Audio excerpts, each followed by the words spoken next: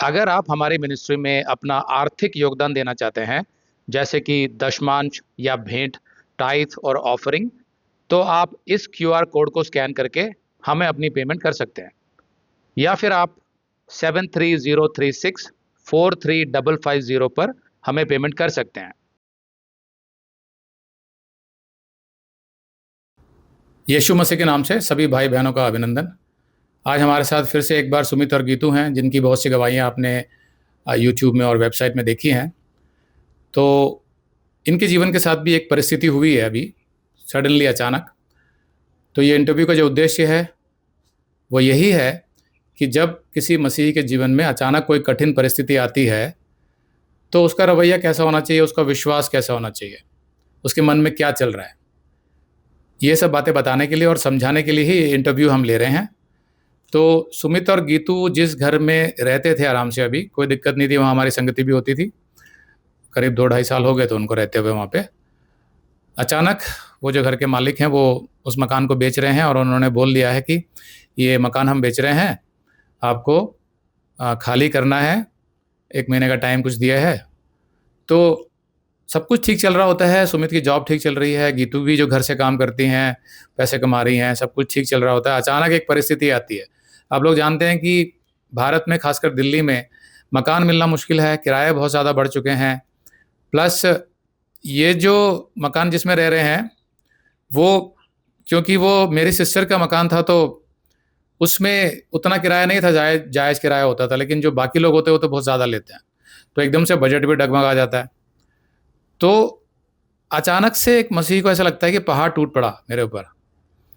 अब क्या होगा? एक तो मकान मिलना मुश्किल है, दूसरा मकान भी ऐसी लोकेशन पे होना चाहिए जहाँ से उनके बच्चे का स्कूल जो है वो ज़्यादा दूर ना हो जाए, जो बस आती है तो वो सही लोकेशन पे आए। फिर दिल्ली जैसे शहर में मकान बदलने का मतलब है उसके साथ जुड़ी हुई बाकी सारी चीज़ें भी बदल जाती हैं।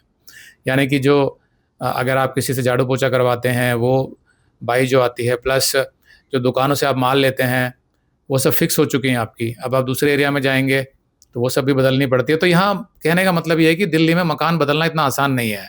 फिर एक नया एग्रीमेंट बनाओ, बहुत कुछ बदल जाता है, तो बहुत समय भी जाता है। सारा सामान पैक करो, वापस शिफ्ट करो, इतना आसान नहीं होता है। तो अब पहली बात तो ये है कि मकान अभी मिला नहीं है और जो बताए जा रहे हैं रेंट वो बहुत ज़्यादा है। तो ऐसी परिस्थिति में मैं सबसे पहले सुमित से पूछना चाहता हूँ, सुमित आप मुझे बताओ कि जब आपको ये बताया गया कि मकान खाली करना है, क्योंकि सिस्टर जो है वो, उनको एक अच्छी ऑफ़र मिल रही है तो वो निकाल रही हैं। तो हम प्रभु का धन्यवाद देते हैं कि इतने समय तक कोई दिक्कत नहीं हुई थी और बड़े अच्छे से हम लोग वहाँ रहे और बड़ा मज़ा आता था, वहाँ संगति करते हैं, अभी भी कर रहे हैं, अभी तक आप उसी मकान में ही हैं। लेकिन फिर एक ऐसी स्टेज आई जहाँ पर प्रभु अब कह रहा है कि ठीक है, ये मकान खाली करना है। तो सबसे पहला जो रिएक्शन था आपका, प्रतिक्रिया, वो क्या थी? भैया, जैसे आपने कहा कि सब कुछ ठीक चल रहा होता है, तो सब कुछ ठीक ही चल रहा था। और एकदम से जब दीदी ने बोला कि मकान उन्होंने बेचने पे लगाया, ओब्वियसली उनको डील मिल रही है और एज अ ओनर वो तो सही कर रही हैं। लेकिन हमारे जीवन में एक ऐसी अब एक चीज़ आ गई कि अब जो हमारा जो कंफर्ट जोन जो है उसमें से निकलना पड़ेगा। सब कुछ जैसे आपने बताया, स्कूल चेंज करना पड़ेगा, रेंट भी ज़्यादा है, तो सब कुछ उथल-पुथल थोड़ा तो हो जाता है। साथ में जहाँ पे जो हमने परमेश्वर से प्रे की थी कि हमें एक अपना घर दे, वो भी डिले चल रहा है। तो वहाँ पे मेरे सारे पैसे लगे हुए हैं, हाँ, जितनी तो यहाँ मेरी। पर मैं बताना चाहता हूँ कि इन्होंने एक अफोर्डेबल होम्स में अपना एक घर बुक किया हुआ है गुड़गांव में, दिल्ली से ज़्यादा दूर नहीं है, इनके काम वाली जगह के थोड़ा पास पड़ जाता है वो। तो वो हमने प्रभु की अगुवाई में ही बुक किया था। तो क्योंकि हमारे देश में कुछ काम थोड़े लेट हो जाते हैं और फिर बीच में कोविड भी आया था, जिसकी वजह से कंस्ट्रक्शन लेट हो गई है, तो अब तक उनको मिल जाना चाहिए था। तो हमारा जो टारगेट था वो ये था कि जब तक मेरी सिस्टर अपने उस प्रॉपर्टी को नहीं बेचती हैं तब तक वो वहाँ रहेंगे और फिर उनको अपना मकान मिल जाएगा तो अपने मकान में शिफ्ट हो जाएंगे। लेकिन प्रभु की योजना कुछ और हो सकती है सबके लिए, इनके लिए भी, मेरे सिस्टर के लिए भी। तो अचानक कुछ चेंजेस आ जाते हैं, इसलिए ये प्रॉब्लम होती है, क्योंकि हमने अपनी योजना बनाई थी कि यहाँ से सीधा अपने मकान में जाएंगे, लेकिन वो डिले हो रहा है। अब एक बीच में एक ऐसी चीज़ करनी पड़ेगी जो थोड़ी आसान नहीं है, सारा सामान लोड करके नए मकान में जाना। तो वो मकान का हम इंतज़ार कर रहे हैं, उसके लिए प्रार्थना भी कर रहे हैं, लेकिन उसके बीच में आप बताइए सुमित, क्या अनुभव रहा आपका अभी जो परिस्थिति आई? तो जैसे मैंने आपको भैया कहा कि प्लानिंग बिल्कुल सिंपल लग रही थी परमेश्वर की, कि मैंने अपनी पूरी जीवन की जितनी मेरी जमा पूंजी है मैंने उस घर में लगाई हुई है, जो हम उम्मीद कर रहे थे कि जैसे ही वो घर मिलने वाला होगा तो हम इस घर को छोड़ के चले जाएंगे। लेकिन अब सिचुएशन ऐसी आ गई है कि बिल्कुल हमें समझ नहीं आ रहा कि ये क्या हो रहा है, और हम ऐसा सोचने लग जाते हैं कि क्या मसीही के साथ ऐसा क्यों होता है, क्योंकि हम तो परमेश्वर की इच्छा में चल रहे हैं, उसकी अगुवाई में चल रहे हैं। तो मेरी जीवन की पूरी जमा पूंजी उस मकान में लगी हुई है, जो डिले चल रहा है वो भी अभी नहीं मिल रहा। और जैसा आपने जैसा बताया कि हमारे देश में पता नहीं होता कब क्या हो जाए, तो उसमें भी कुछ लोग जो मैं जानता हूँ कि उन्होंने उस घर में लगाए हुए हैं अपने पैसे, कि वो घर एक उम्मीद से कि मिलेगा। तो कुछ लोग नेगेटिव बातें भी कर रहे हैं कि मिलेगा या नहीं मिलेगा, और तो ऐसी बातें, और फिर अब ये घर चेंज करना है, तो इसमें थोड़ी टेंशन तो हो जाती है भैया। तो आजकल थोड़ा टेंशन तो है, लेकिन हम वेट कर रहे हैं कि परमेश्वर अब क्या आगे दिखाएगा। ओके, तो यहाँ पर मैं ये पूछना चाहता हूँ कि ठीक है कि एक इंसान होने के नाते थोड़ी बहुत सी टेंशन आती है, लेकिन क्या वो टेंशन इतनी बड़ी है कि आपका जो विश्वास है यीशु मसीह पर, जितना आपने सीखा है वचन से, उससे भी ज़्यादा हावी हो गई है? भैया मन तो यही कहता है कि टेंशन हम ना लें, लेकिन हमारा पाप का स्वभाव जो है वो ऐसा होने नहीं देता कि हम टेंशन ना लें। विश्वास तो हमारा परमेश्वर पर ही है कि सब कुछ सही होगा, लेकिन फिर भी सब कुछ ठीक चल रहा होता है, एकदम से ऊबड़-खाबड़ जब ज़िंदगी हो जाती है तो थोड़ा विश्वास थोड़ा डगमगा जाता है। फिर अलग-अलग सोच चल पड़ती है कि क्या मैंने ये जो फ़ैसला लिया था मकान का, क्या मैंने ये परमेश्वर की इच्छा में लिया था या नहीं लिया था? या जब हम रेंट पे यहाँ पे आए थे, मुझे अभी भी याद है कि हम जब रेंट का मकान देख रहे थे तो गीतू प्रार्थना कर रही थी परमेश्वर से कि परमेश्वर आप कुछ दिखाइए कि हम कहाँ पे रेंट पे जाएँ, और एकदम आपके मन में ऐसा परमेश्वर ने डाला था कि रोज़ दीदी का मकान खाली है, आप यहाँ पे क्यों नहीं आ जाते? तो उसी वक़्त हमें आंसर मिल गया था, हमने परमेश्वर से प्रार्थना की, और गीतू ने परमेश्वर से ये भी बोला था कि अगर इतने रेंट होगा, एक कन्फर्मेशन माँगा था, और बिल्कुल एग्ज़ैक्टली वही रेंट रोज़ दीदी ने बताया कि मैं इतना रेंट लूँगी, तो हमें कन्फर्मेशन मिल गया था कि यही परमेश्वर घर दिखा रहा है। अब जब ऐसा हो गया तो हम सोचने लगते हैं कि क्या वो जो प्रार्थना हमने की थी वो सही थी, या क्या हम परमेश्वर की इच्छा में यहाँ पे आए थे या नहीं आए थे? तो ऐसी बातें चलने लगती हैं। ओके, तो गीतू को दे दो। गीतू, आप बताइए आपके मन में क्या चल रहा है? भैया पहले तो मुझे अभी तक तो जैसे आपने बताया ना कि सब कुछ सही चल रहा होता है, बीच में एक उथल-पुथल आती है, तो वो ये जब मेरे को पता चला तो पहले तो 3 मंथ्स का टाइम था। हालाँकि मैं तो बहुत ज़्यादा मतलब 2026 जैसे ही लगा था तो हमें ये विश्वास था कि अब ये जो घर है ना हमारा जीएलएस वाला, जो गुड़गाँव में अफोर्डेबल होम्स है, उसमें हमारा नंबर आने वाला है, आज नहीं तो कल, ऐसे एक मतलब आशा थी। लेकिन क्योंकि ये इतना डिले हो चुका है, अभी मार्च अप्रैल तक आ चुका है, तो अभी ना हमें कोई आशा नहीं है, वहाँ से थोड़ा-सा नेगेटिव माइंडेड चल रहा है कि भई पता नहीं गॉड क्या चाह रहे हैं। दूसरा, मुझे ना परमेश्वर की टाइमिंग यहाँ पे बिल्कुल समझ नहीं आई, क्योंकि मैं हमने जो ये सोचा था कि हम चले जाएँगे, दीदी अपना घर बेच देगी, तो हमें लगता था कि ऐसा ही होगा, कुछ ना कुछ बिल्कुल परफेक्ट टाइमिंग होगी गॉड की। जो कि मैं विश्वास करती हूँ कि गॉड कभी गलत नहीं होते, ये मेरे को विश्वास है और मैंने एक्सपीरियंस भी किया है। लेकिन अभी जो हमारी सिचुएशन है, हमें नहीं पता, अचानक से ये घर सेल आउट हो गया, हमारे पास टाइम भी नहीं है। 27th को ही दीदी ने हमें नोटिस दिया हुआ है कि 27 तक हमें खाली करना है। हमने घर भी 1-2 देखे हैं, लेकिन हम ज़्यादा खुश भी नहीं है। हमें ना ये नहीं पता चल रहा कि अभी गॉड क्या दिखाना चाहते हैं, क्यों चाहते हैं कि हम यहाँ पे रहें, क्यों वहाँ से ना कॉल क्यों नहीं आ रही है हमें कि हम वहाँ पे चले जाएँ सीधा। ये भी तो हो सकता है कि वहाँ से हमें कॉल आ जाए। और दूसरी बात ये भी है कि हमारे पास इतने पैसे भी नहीं है वहाँ जाने की, ये भी बात सच है। कहाँ तो जाने के? जीएलएस में जाने के लिए भी एक गुड़गाँव रजिस्ट्री में? अमाउंट चाहिए, प्लस हमें वहाँ पे रेनोवेशन के लिए भी एक अमाउंट चाहिए, जो कि अच्छा खासा, मतलब लगा लो आपकी 10 लाख रुपए तक हमें चाहिए, वो भी हमारे पास नहीं है। तो हमें भी नहीं और यहाँ पर भी हमारे इतने पैसे लगेंगे अभी शिफ्टिंग में।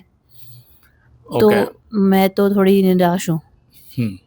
तो मेरा सवाल ये है कि सांसारिक मनुष्य में और आप दोनों में फिर अब क्या अंतर रह गया, ये बताओ? भैया मेरा इससे विश्वास नहीं कमजोर हुआ कि मैं परमेश्वर में ध्यान ही रखना, परमेश्वर कहते नहीं, हैं विश्वास का तो फिर मतलब ही क्या रह गया? अगर मैं निराश हूँ, डिप्रेस हूँ, टेंशन में हूँ, तो फिर विश्वास कहाँ है उसमें? ये तो मेरी एक भावना है भैया, नहीं, जो तो वो अभी भावना ही तो विश्वास की कमी की वजह से आती है ना। क्योंकि जब आपको बोला जाता है, जैसे मैं आपको समझाता हूँ, याकूब और कहता है कि जब भी परीक्षा है तो उसमें आनंदित रहो।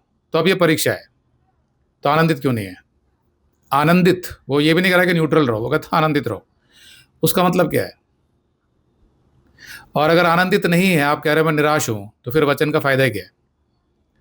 ठीक है, कुछ कुछ आयतें जैसे इसके बारे में मुझे बताओ। ठीक है, रोमियो का 8:28 कहता है, और हम जानते हैं कि जो लोग परमेश्वर से प्रेम रखते हैं उनके लिए सब बातें मिलकर भलाई ही को उत्पन्न करती हैं। अर्थात जो परमेश्वर की इच्छा से बुलाए गए हैं, सब बातें मिलकर भलाई को उत्पन्न करती हैं। पहली बात, ठीक है।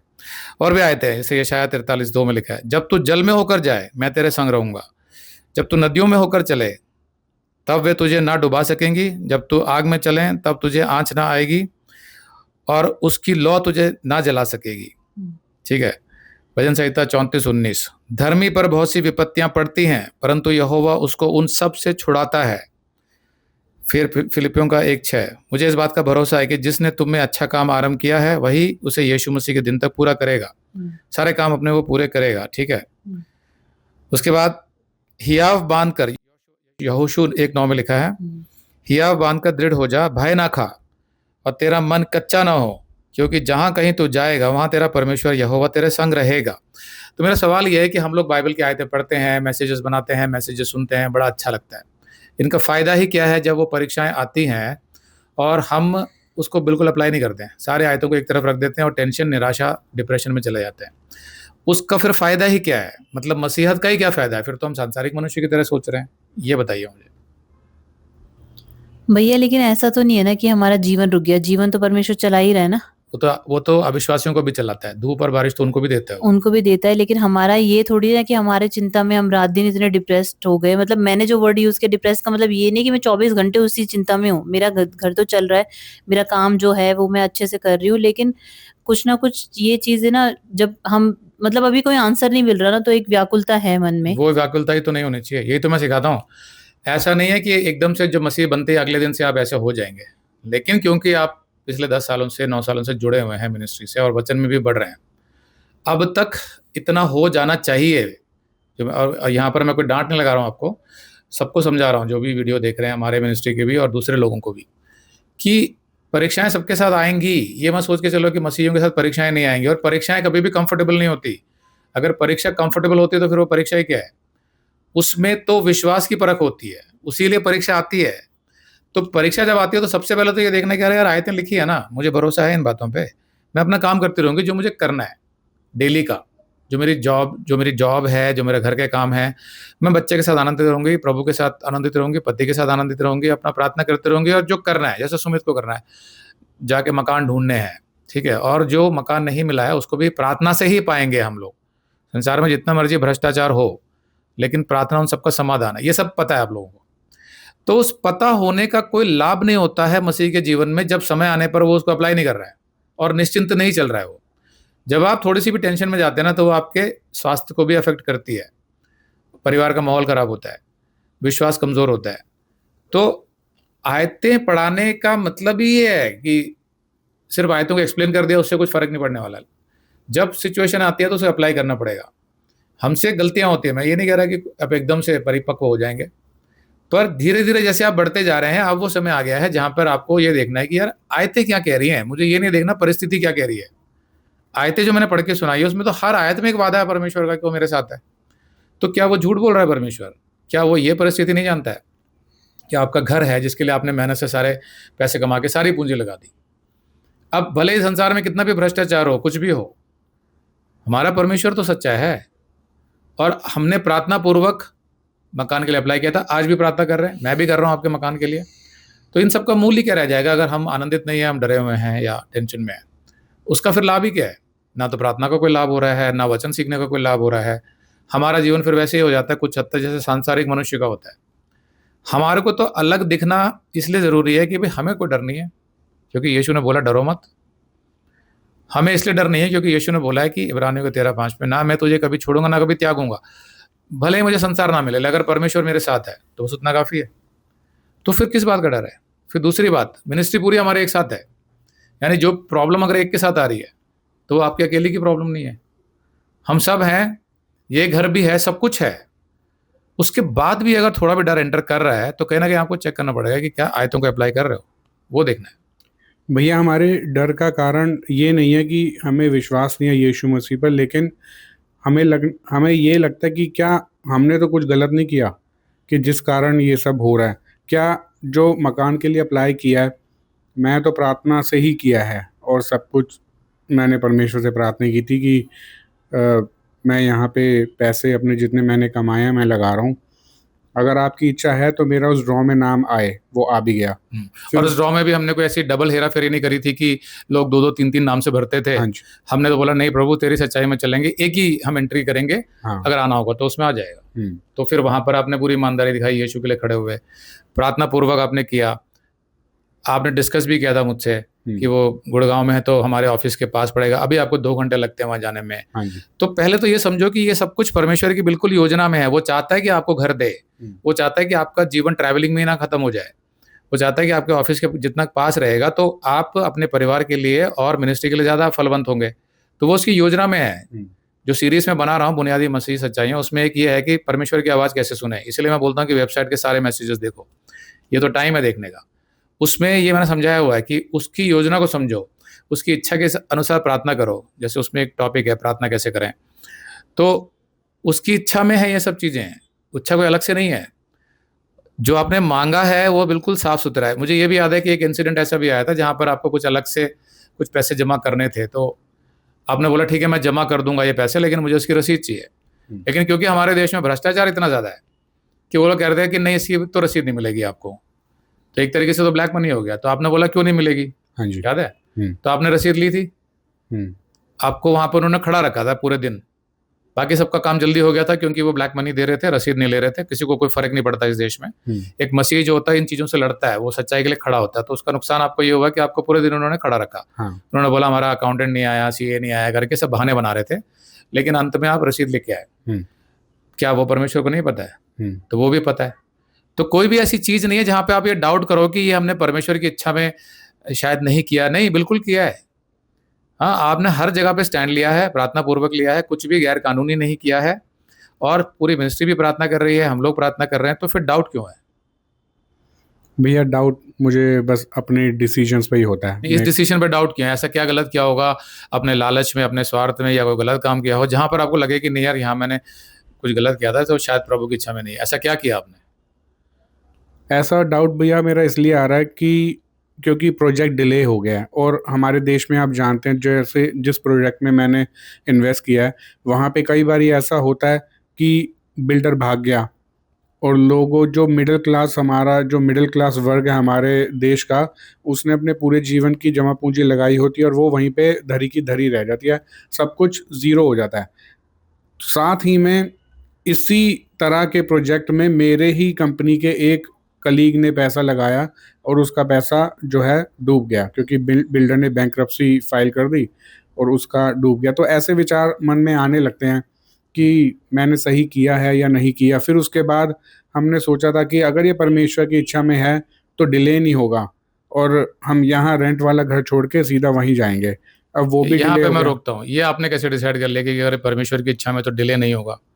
टाइमिंग तो हमेशा परमेश्वर डिसाइड करता है। आपका मूवमेंट जो यहाँ से होना है वो तो डिसाइड परमेश्वर करता है। तो हम ये कंडीशन कैसे लगा सकते हैं कि अगर ये परमेश्वर की इच्छा में तो डिले नहीं होगा और हम लोग इस किराए के मकान से सीधा अपने मकान में जाएंगे? यहाँ पर आप अपनी प्लानिंग बना रहे हो। हमको ओपन रहना चाहिए कि नहीं, हमको नहीं पता कि परमेश्वर यहाँ से कहाँ भेजेगा। डिले तो हमारे देश में बहुत कामों के लिए होते हैं, जैसे आपको भी खड़ा रखा था पूरे दिन तब रसीद दी थी, जबकि वो तो काम तो 5 मिनट का था। तो वो तो भ्रष्टाचार की वजह से हमारे काम रुकवा सकता है शैतान कुछ समय के लिए। लेकिन जो आप बता रहे हो कि आपके दोस्त का पैसा डूब गया, और इस तरह की बहुत सारी यूट्यूब में वीडियोस हैं, बहुत सारी हैं। नोएडा में सोसाइटीज में भाग गए बिल्डर, सारे परेशान हैं, कुछ नहीं कर रही सरकार, भी भ्रष्ट है और लोग भी भ्रष्ट हैं जो कंस्ट्रक्शन करते हैं, बिल्डर्स। ये कहानी हम सुनते रहते हैं अक्सर। लेकिन मेरा क्वेश्चन तो ये है कि आप में और उनमें तो अंतर है। आप तो सच्चे परमेश्वर यीशु मसीह को जानते हो अच्छे से। जब उसको जानते हो तो फिर हमारे अंदर वही सब डर क्यों आएंगे कि मेरे दोस्त का डूब गया? हम उससे कैसे कंपेयर कर सकते हैं अपने आप को? हमारे अंदर जीवन है, हमारे अंदर यीशु मसीह रहता है, उनके अंदर नहीं रहता है। आपके दोस्त ने कोई ईमानदारी से सब कुछ किया भी नहीं होगा, ऑनेस्टली बताऊं तो आप उससे तुलना कैसे कर सकते हो? वो तो ब्लैक मनी भी यूज कर रहा होगा, आप तो प्रॉपर व्हाइट मनी जो कमाया हुआ जिसका टैक्स आप दे रहे हो वो यूज कर रहे हो। तो फिर क्या कारण हो सकता है कि हम और वो आप दोनों को सेम गिन रहे हो? सेम कैसे हो गए आप? सेम तो नहीं है भैया, हमने तो सारे काम परमेश्वर की इच्छा में तो किए। फिर क्यों डरते हो? कभी वही डर कभार निकालना है मुझे, इसीलिए इंटरव्यू ले रहा हूं मैं, क्योंकि वो डर मुझे दिखना नहीं चाहिए अपने मिनिस्ट्री के अंदर। अब जैसे आप लोग जानते हैं कि मैं भी अपना बेटे के पास जाने के लिए मैं तैयारी कर रहा था कनाडा। हम्म, अचानक एक दिन पेट में बहुत दर्द हुआ, मैं तो बिजी चल रहा था, मुझे मैसेजेस बनाने थे, और वो दर्द मेरे जीवन में पहली बार ऐसा हुआ है, उससे पहले मुझे ऐसा कभी दर्द नहीं हुआ था।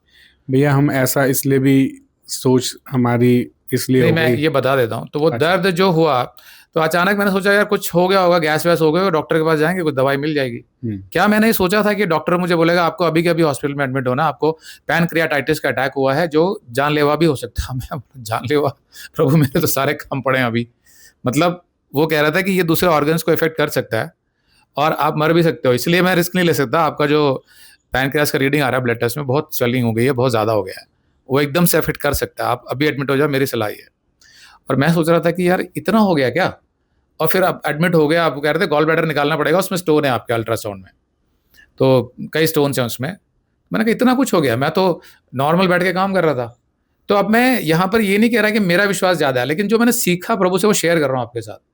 मैंने उसी टाइम एक बात बोली, मैंने कहा प्रभु मेरा जो प्लान था उस हिसाब से तो मुझे अगले 15 दिन बैठ के मैसेजेस बनाने थे, क्योंकि मैं जा रहा हूँ तो वहाँ पर समय नहीं मिलेगा। ये तो रुक गया मेरा प्लान, ठीक है, अब जो तेरा प्लान है उसी पे चलूंगा मैं। तो मैं शांत हो गया एकदम वहाँ पे। यहाँ से गया, फिर मैंने बोला ठीक है, फिर कौन सा हॉस्पिटल जाना है, उन्होंने हॉस्पिटल भेजा। फिर आप जानते हैं कि वहाँ फिर मेरी पहले ट्रीटमेंट हुई 3 दिन, फिर 1 हफ्ते का रेस्ट हुआ, फिर मेरी सर्जरी हुई। और सर्जरी के टाइम पे मैं ये कह रहा था प्रभु अगर इस सर्जरी में मेरी जान भी चले जाती है तो भी मुझे पता है कि वो तेरी योजना में है। अगर तू मुझे जीवन देता है तो भी मुझे पता है कि वो तूने अपने काम के लिए दिया है, तो और तो मुझे कुछ करना ही नहीं है। तो उसने मेरी सर्जरी बड़े अच्छे से कराई, कोई दिक्कत नहीं हुई, आप लोगों ने सबने प्रार्थना करी, उत्तर मिला उसका, कोई प्रॉब्लम नहीं हुई। मैं अपने शेड्यूल में वापस आ रहा हूँ और मुझे उम्मीद है कि मैं फिर भी अपने शेड्यूल को कैचअप कर सकता हूँ। वो कैसे कर सकता हूँ वो मुझे प्रभु दिखा देगा अगले कुछ दिनों में, चाहे यहाँ करूँ चाहे कनाडा में करूँ, कुछ लॉस नहीं होगा। तो मेरे को ये विश्वास एकदम से तो आया नहीं था, मुझे अब 21 साल हो चुके हैं मसीहत में आए हुए। पहले मैं भी ऐसे हताश हो जाता था, निराश हो जाता था, डिप्रेस हो जाता था। फिर धीरे धीरे समझ में आना शुरू हुआ कि यार प्रभु ने तो वादे किए हैं, उन वादों को कैसे भूल जाऊं मैं? अगर मैं वादों को याद ही नहीं कर रहा हूं, उन वचनों को जो इतने सीखे मैंने, तो फिर तो उन वचनों का कोई मूल्य नहीं है मेरे जीवन में, और वो झूठे हैं क्योंकि वो काम नहीं कर रहे मेरी आत्मा में। तो मैंने ये एक अंदर बिठा लिया था, दृढ़ निश्चय कर लिया था कि नहीं, मैं वचनों को सच मानूंगा, परिस्थितियों को सच नहीं मानूंगा। परिस्थितियां आज हैं कल चली जाएंगी। तो ये विश्वास होने की वजह से मुझे कोई दिक्कत नहीं हुई किसी भी चीज़ में। अब लोग जानते हैं कि वहाँ पे डिस्प्यूट भी हो गया था हॉस्पिटल में, उन्होंने बिल थोड़ा ज़्यादा बढ़ा दिया था। मैंने बोला था कि ये गलत है, ये बातचीत मेरी हो चुकी थी डॉक्टर से, ये एक्स्ट्रा लगाया आपने, तो उसके लिए भी मेरे को बहस करनी पड़ी। मेरा डिस्चार्ज होना था करीब आफ्टरनून में 1-2 बजे, उसकी जगह 8 बज गए, लेकिन डिले हुआ। लेकिन मैंने प्रभु से बोल दिया था, प्रभु अगर तू कहता है कि दे दो पैसे तो मैं दे दूंगा, लेकिन आप जानते हैं कि ये नाजायज़ है और ये गलत बिल लगा रहे हैं, तो मैं तेरे पे छोड़ता हूँ, जो तेरी धार्मिकता है वो दिखाई देनी चाहिए। जब मैंने ये प्रार्थना वहाँ बैठ के करी थी उनके बिलिंग डिपार्टमेंट के सोफे पे बैठ के, उसके 10 मिनट बाद ही उस बंदे का कॉल, 10 मिनट भी नहीं, 5 मिनट में ही उसने बोल दिया, हमको बुलाया कि सर आप आ जाओ, आपका वेव ऑफ हो गया है, आपको पे नहीं करना है। 5 मिनट में ही बोल दिया उसने। तो मैंने बोला ठीक है। मैंने उनको ये बोला था कि अगर इंश्योरेंस में वो क्लेम हो जाता है तो मुझे कोई आपत्ति नहीं, आप लोग ले लो पैसा। तो इंश्योरेंस में तब तक क्लेम हुआ नहीं था क्योंकि इंश्योरेंस वाले रिजेक्ट कर रहे थे। फिर मैंने उनको पूरी हिस्ट्री बताई, मैंने कहा कि आप लिखो कि क्या क्या प्रॉब्लम हुई थी, सर्जरी एक्चुअली में क्यों रिक्वायर्ड थी, सारा समझाया उनको मैंने कि मेरा पिछला वाला जो एक सर्जरी हुआ था उससे कनेक्टेड था ये। तो उन्होंने दोबारा मेल किया, लेकिन वो मेल का रिप्लाई तब तक आया नहीं था, लेकिन मेरा प्रभु ने ये काम करवा दिया था, तो मैं वहाँ से आ गया, मेरा कोई एक्स्ट्रा पैसा नहीं लगा। और यहाँ तक पहुँचा हूँ घर पे तो मेरे को मेल आ रहा है कि मेरा इंश्योरेंस भी क्लियर हो गया, यानी उनका भी लॉस नहीं हुआ। तो उस सर्जन ने अच्छे से सर्जरी करी थी। ये सब कुछ जो हुआ ये मेरी योजना में नहीं था, मैंने तो दूर दूर तक नहीं सोचा था कि ऐसा कुछ होगा। हो सकता है कि शाइनी के मन में, जो मेरी वाइफ, उनको डर आ गया हो कि अचानक पता नहीं क्या हो जाए, सर्जरी में कुछ पता नहीं होता है, कॉम्प्लिकेशंस आ जाती हैं, कुछ भी आती है। पर मुझे अपना याद है कि जब हॉस्पिटल में था, जब मुझे ऑपरेशन थिएटर ले जा रहे थे, मैं बड़ा आनंदित था। क्यों आनंदित था? मैंने बोला प्रभु तेरी योजना से बाहर तो कुछ भी नहीं है, जो कुछ होगा तेरी योजना में होगा, तो मैं क्यों डर रहा हूँ? जो तूने काम दिया है मुझे वही करना है मुझे तो लाइफ में। अब तू मुझे यहाँ से जीवन देता है नहीं देता है ये भी तेरे हाथ में है, और अगर तू जीवन नहीं भी देता है तो सब कुछ तू फिर भी चलाएगा, जैसे भी मिनिस्ट्री हो चाहे घर हो। तो मैं बड़ा आनंदित था वहाँ पर, और हॉस्पिटल में जितने भी दिन गुजारे मैं प्रभु से अपना बात करता था, रेस्ट करता था, कोई प्रॉब्लम नहीं हुई। अब ये मैं क्यों शेयर कर रहा हूँ आपको बताने के लिए कि ये चीज़ आप कर सकते हो, ऐसा नहीं है। इस टाइम पर भी ऐसे ही कर सकते हो। ये मेरे को तो लाइफ का रिस्क था, ये तो पैसों का है ना आपका। हाँ, तो फिर इतना बड़ा नहीं है भैया पैसों का भी मेरे को वो नहीं है, परमेश्वर इतना दे रहा है कि मैं नया रेंट का घर भी ले सकता हूँ और उसको अफोर्ड भी कर सकता हूँ।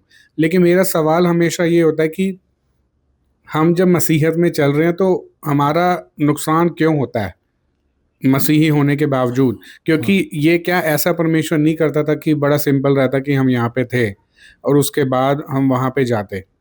क्योंकि अभी मेरे को एक्स्ट्रा तो पे करना पड़ेगा, मेरे को उसमें कोई प्रॉब्लम नहीं है। परमेश्वर दे रहा है, मेरा इंतज़ाम है और मेरी जॉब चल रही है। परमेश्वर ने, जैसे आपको पता है कि गीतू को भी परमेश्वर ब्लेस कर रहा है, तो वो हम अफोर्ड कर लेंगे। लेकिन मेरा सवाल ये होता है कि वो सिचुएशन आती ही क्यों है कि हमें नुकसान सहना हाँ, पड़े? तो मतलब आप ये कह रहे हो कि जो परमेश्वर मुझे ब्लेस कर रहा है, गीतों को ब्लेस कर रहा है, ये तो ठीक है, इसके बारे में हम ज़्यादा चर्चा ना करें, लेकिन जो नुकसान हुआ है उसके बारे में चर्चा करें। अब ये भी तो देखो कि वो एक तरफ से दे रहा होता है, अगर दूसरी तरफ आपको लगता भी है कि नुकसान हो रहा है, तो वो इसलिए क्योंकि हमने एक प्लान बनाया हुआ है। अगर मेरा प्लान ही नहीं है कोई, तो फिर उसमें नुकसान नफा नहीं रह जाता, उसमें ये रह जाता है कि हाँ, यहाँ से यहाँ जाना, यहाँ से यहाँ जाना है। लेकिन क्योंकि ऑलरेडी हमारा प्लान बना हुआ है, तो अब उससे कंपेयर कर रहे हैं हम। मेरे केस में भी ऐसे ही है, लेकिन मैंने तो कंपेयर ही नहीं किया, मेरा प्लान कुछ और था। तो मैं यही बोल रहा हूँ कि अपनी योजना है, ये पूरा सीरीज अगर आप लोग नहीं देख रहे हैं अप्रैल मई का, तो मिस कर रहे हैं सब कुछ। आप लोग नहीं देखोगे तो वचन में फिर विश्वास भी नहीं पड़ेगा। उसमें मैंने ये बताया कि अपनी योजनाएं मत बनाओ। डिले क्यों होता है वो बता चुका हूं मैं, कि डिले संसार की वजह से होता है। हमारे अंदर बीमारियां क्यों आ रही हैं? क्या परमेश्वर ने आदम हवा को ऐसे बनाया था कि वो बीमार हो? पाप का स्वभाव जो हमारे अंदर भी और संसार में भी है, और शैतान जो राजा है इस संसार का, जो ईश्वर है, उसने कई ऐसी चीजें कर दी। पूरा पोल्यूशन जो है दिल्ली का वो इस लेवल का हो चुका है कि इंसान यहाँ जीवित नहीं रह सकता, फिर भी हम प्रभु की दया से जिंदा है। तो बहुत से ऐसे कारण है जो शैतान ने किए हैं कि यीशु मसीह की एड़ी को डस सकता है वो, लेकिन यीशु उसका सिर कुचल देगा। एड़ी को कैसे डस लेता है? वो तो परमेश्वर है, लेकिन उसने, परमेश्वर ने ऐसा होने दिया है। ये संसार में बहुत कुछ ऐसा होगा जो हमारे विश्वास की परख होगी। अगर मुझे प्लान बनाना हो तो मैं तो बोलूंगा प्रभु ऐसा करते हैं कि मैं अगले 2 साल और मिनिस्ट्री का काम करूंगा, मिनिस्ट्री को तू खड़ा कर दे, उसमें कुछ 1000-2000 लोग जोड़ दे और कई लीडर्स खड़े कर दे। मैं 2 साल बाद रिटायर हो जाता हूँ, मेरा कुछ इतना पैसा मुझे दे दे कि मैं अपना इन्वेस्टमेंट कर लूँ बैंक में और मेरी अपनी पेंशन आती रहे, मैं अपना बाइबल पढ़ता रहूँगा, बीच बीच में कभी थोड़ा मोटा मैसेज दे दूंगा, मैं किसी अच्छी जगह पे जाके मकान ले लेता हूँ। मेरे तो ऐसे 50 प्लान हो सकते हैं। क्यों बनाने हैं मुझे ऐसे प्लान? उसमें परमेश्वर का काम कभी भी इफेक्टिव तरीके से होगा नहीं। इफेक्टिव तरीका क्या है? जो उसकी योजना है उसमें उतार चढ़ाव जब आएंगे उसमें इफेक्टिव तरीके से होते हैं काम। हमको क्या करना है कि हमको उस उतार चढ़ाव से बचने के लिए अपने आप को अलग कर लेना है। चढ़ाव आ रहा है तो भी मैं न्यूट्रल हूँ, उतार आ रहा है तो भी मैं न्यूट्रल हूँ, बीच में हूँ मैं, कि परमेश्वर जहां तू ले जा रहा है ठीक है, हर हाल में हम तेरा धन्यवाद करेंगे। यानी कि एक पास्टर जो हर रोज धन्यवाद देता था प्रभु का कि सब लोग आए हैं, मौसम बहुत अच्छा था, धूप खिली हुई है, तो सब लोग आप आए हैं, इसका प्रभु का धन्यवाद देते हैं।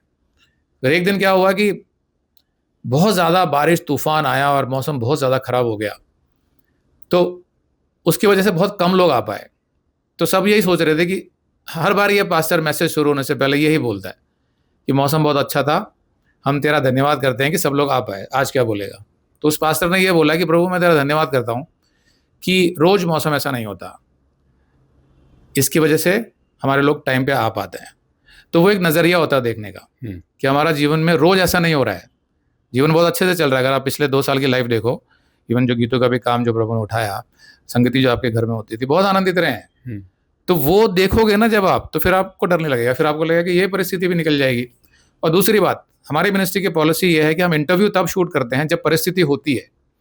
हम ऐसा नहीं करने वाले हैं कि भाई परिस्थिति पहले निकल जाए फिर देखें प्रभु ने क्या आशीष दिया, उस हिसाब से इंटरव्यू शूट करेंगे, सबको बताएंगे। नहीं, क्यों जानबूझ के मैं ये करता हूँ? ये आप लोगों का विश्वास बढ़ाने के लिए। आप खुद देखना कि आपको मकान भी मिल जाएगा, आपको अभी जो समय गुजारना उसके लिए किराए का मकान भी मिल जाएगा, संगति भी नहीं रुकेगी। याद रखो कि यीशु का काम को रोक नहीं सकता है, शैतान नहीं रोक सकता है। शैतान आपको डिप्रेस कर सकता है, जो थोड़ी भी टेंशन आपके चेहरे पे है ना, वो इसीलिए है कि आप परमेश्वर की नहीं सुन रहे हो, या आयतें नहीं सुन रहे हो, आप शैतान की सुन रहे हो इस टाइम पे। वो कह रहा है कि पता नहीं यार, दूसरों का नुकसान हुआ तुम्हारा भी ना हो जाए। ये किसके शब्द हैं भाई? यीशु मसीह के नहीं है। जब आपने कुछ भी गलत नहीं किया ना, तो आपको एवरी मोमेंट एंजॉय करने की आदत होनी चाहिए।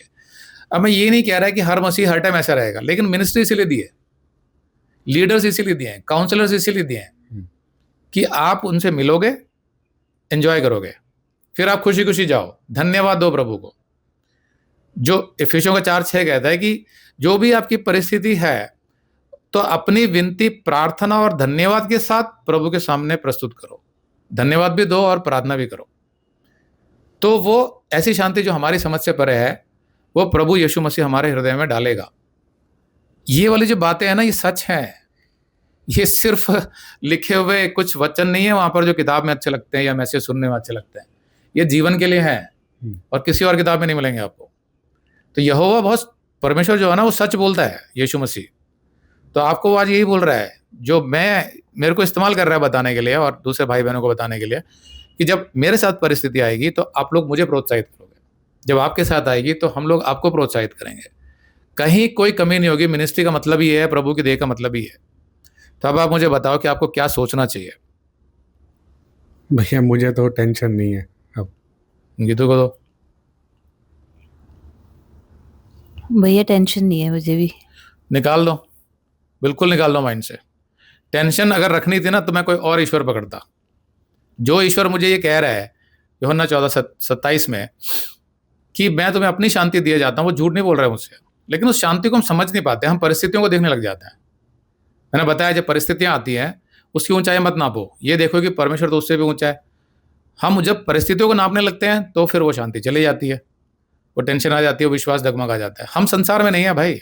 संसार के लोगों का क्या नुकसान हुआ मुझे जानना नहीं है। हमारा काम देर कर सकता है शैतान, लेकिन होगा पूरा यीशु का काम। आज तक आपको पता है मिनिस्ट्री में सारे काम हुए यीशु के, और आपने ये भी देखा मेरे साथ रह के, हर बार उसने टांग अड़ाई है, हर बार मुसीबतें खड़ी करी है। हर कॉन्फ्रेंस से पहले कोई बीमार हो जाता है, किसी के साथ कुछ हो जाता है, लेकिन हम देखते हैं कॉन्फ्रेंस पे सब आ गए। और जितनी भी बाकी भी हमने गतिविधियां करी हैं, कभी भी हमने देखा हर बार कुछ ना कुछ टांग अड़ाता है। और मैंने यही बोला कि जब भी वो टांग अड़ाया ना, समझ लो कि बहुत बढ़िया काम हुआ। मेरे साथ क्या कर रहा था वो, डराने की कोशिश, लेकिन नियंत्रण तो प्रभु का है। तो मैं तो सरेंडर करके बैठा था। मैंने कहा प्रभु अगर किसी वजह से तू नहीं चाहता कि मैं नहीं जाऊंगा तो कोई बात नहीं, थोड़ा नुकसान होगा, मुझे पैसों का टिकट कैंसिल करनी पड़ेगी, लेकिन तेरी इच्छा से बढ़कर तो मेरे लिए कुछ नहीं है। लेकिन उसने मुझे ठीक कर दिया, जाने के लिए मुझे तैयार कर दिया, तो मैं बिल्कुल आनंदित हूँ उस बात से। तो मुझे पता है कि जो काम वहाँ पर होगा वो भी बहुत बढ़िया होगा। यही हमारा ट्रैक होना चाहिए हमारे सोच का। हर बार हम उन आयतों को याद करेंगे, नहीं यार डरना क्यों है, मैं अपनी वाइफ के साथ एंजॉय करूँ ना, बच्चों के साथ एंजॉय करूँ। प्रभु ने आज आपको सब कुछ दिया हुआ है, घर भी दिया है, खाने पीने का सामान दिया है, पैसे दिए हैं। अगर आप कहीं कहीं बाहर भी घूमने जाते हो, अभी आप जाके भी आए थे, बहुत अच्छा टाइम आपने गुजारा। वो तो कह रहा है कि भाई आज तो दिया है, कल भी दूंगा, आज तो एंजॉय करो। आप टेंशन में आ जाओगे अगर कि यार आज कैसे करें, कल क्या होगा, तो फिर आप मसीही तरीके से नहीं सोच रहे हो। क्या कहते हो भैया मेरे मैं ये ज़रूर बोलना चाहती हूँ कि जो भी हो रहा है, चाहे मैंने बोला कि मैं डिप्रेस्ड हूँ या निराश हूँ, लेकिन मुझे इतना पता है कि मेरे अंदर ना एक ऐसी शांति तो है जो मुझे हमेशा कहती है कि मैं हूँ, मतलब मैं तेरे साथ हूँ, और मुझे लगता है कि सब ठीक हो जाएगा। ऐसी एक आशा है मेरे अंदर, बहुत अंदर तक। लेकिन ना हाँ, तो वो चेहरे पे जो आप मुस्कुराहट आई है ना, यही होनी चाहिए। लेकिन वो ना दिखाई नहीं देती, क्योंकि वो मेरे हेड पे आ जाती है, ऊपर आ जाती है सर पे। मतलब मैं सोचती ज्यादा हूँ या तो। आप सिर्फ शब्दों को जोड़ रहे हो फिर से ये बताने के कि मुझे डिप्रेस होने का नया रास्ता ढूंढना है। मैं जो बता रहा हूँ वो समझो कि आपको वो चीज़ को हावी नहीं होने देना, आपको परिस्थिति को नहीं देखना है। परिस्थिति को देखना ही क्यों बाय द वे, हमारे हाथ में क्या है? क्या ईरान में जो वॉर हो रहा है अमेरिका और ईरान का, हमारे हाथ में था? ये कुछ भी हो जाता है लाइफ में, क्या हमारे हाथ में था? आपके पहले भी हुए हैं, अचानक पेन उठा, किडनी में स्टोन था, हमारे हाथ में नहीं था, लेकिन प्रभु ने निकाला, वहां से जीवन चल रहा है, हम प्रभु का काम कर रहे हैं। तो ये मत सोचते रहो कि यार फिर भी टेंशन, फिर भी वाला वर्ड ही मत यूज करो। आप लोगों को क्यों मैं बता रहा हूँ, क्योंकि आप लोग काफी टाइम से जुड़ो, सबसे पहले मेंबर्स हो आप, आपको देख के तो बाकी लोग सीखते हैं। तो इसमें ये मत सोचो कि भैया क्या थोड़ी बहुत टेंशन। मैं बोलूँगा ठीक है, अगर आती भी है तो उसको अपने विश्वास से ओवरकम करो, उन सब बातों को याद करो जो आपने सीखा है इतने समय से। दूसरा, जब हम लोग मिलते हैं तो जब आप आनंदित हो गए तो फिर आप आनंदित हो गए, फिर आप ये मत सोचो घर जाते टाइम कि किसी तरह डिप्रेस होने का नया बहाना ढूंढूं क्या, मैं कुछ नेगेटिव थॉट्स लाऊं अपने माइंड में, फिर थोड़ा थोड़ा डिप्रेस हो जाऊं। क्यों करना है ये? आप जब घर जाओगे एंजॉय करो। इनफैक्ट मैंने आपको क्रिश्चियन मूवीज़ दी हैं, वो भी देख सकते हो आप। एंजॉय करो, रेस्ट करो, सो जाओ, अगले दिन मकान ढूंढो, अपना काम करते रहो। आप अपना काम करो, आप अपना काम करो, देखना सब कुछ ठीक हो जाएगा। विश्वास है इस बात का? आमेन। ठीक है, तो हम इतना ही सोचेंगे यही मैं बताना चाहता था। तो आप सबको भी मैं यही कहना चाहता हूँ जो भी हमारे मिनिस्ट्री से जुड़े हैं और गहराई से वचन आप लोग सीख रहे हैं। अभी संगीता अहिरवार की आपने गवाही सुनी होगी, जो हमने इंटरव्यू लिया था उस टाइम पे लिया था जब उनका कॉलेज फाइनल नहीं हुआ था, तब वो थोड़े डाउट में थी। तभी भी मैंने यही बातें बोली थी, क्यों डाउट करते हो, सब कुछ आपने ईमानदारी से किया है, किसी को रिश्वत नहीं दी है, आपका अप्रूवल परमेश्वर ने कराया है, तो आपको कॉलेज भी मिलेगा नर्सिंग का। तो वो आज जबलपुर में है, वो आज कॉलेज कर रही हैं। तो ये सब मैं क्यों बताता हूँ, जब परिस्थितियां आती हैं तो विश्वास नहीं खोना है। हमारी मिनिस्ट्री आपको जो सिखा रही है उसको सीखते जाओ गहराई से, और आपका विश्वास अपने आप बढ़ जाएगा। आप देखोगे कि ये सब बातें भी पीछे रह गई और हम आगे निकल गए और सब कुछ हो गया और हमें लगेगा कि हम बेकार में प्रभु पे डाउट कर रहे थे। ये हर बार होता है। तो अब अगर आप काफ़ी टाइम से हमारी मिनिस्ट्री से जुड़े हो, इस तरह के नेगेटिव थॉट्स बिल्कुल मत लेके आइए। हर बात के लिए प्रार्थना कीजिए, मिनिस्ट्री भी करती है आपके लिए प्रार्थना, और सब कुछ प्रभु अपने समय से बहुत बढ़िया करेगा, क्योंकि उसने हमें अनंत काल का जो जीवन दिया ना, यहाँ पृथ्वी पर उसने अपने काम के लिए रखा हुआ है। अपने काम के लिए रखने का मतलब है कि वो हमें सब कुछ प्रदान करेगा, नहीं तो उसका काम हम कर कैसे पाएंगे। अगर हम इन्हीं चिंताओं से भिड़ते रहेंगे, जो उसके लिए मना किया, उसने बोला कि क्या पहनोगे, क्या खाओगे, कहाँ रहोगे, ये सब चिंताएं तो अविश्वास ही करते हैं। अब हम भी वही कर रहे हैं, तो उसका काम करेंगे कैसे अगर वो पूरी नहीं करेगा। तो सब कुछ करेगा, बिल्कुल विश्वास रखिए। आमीन।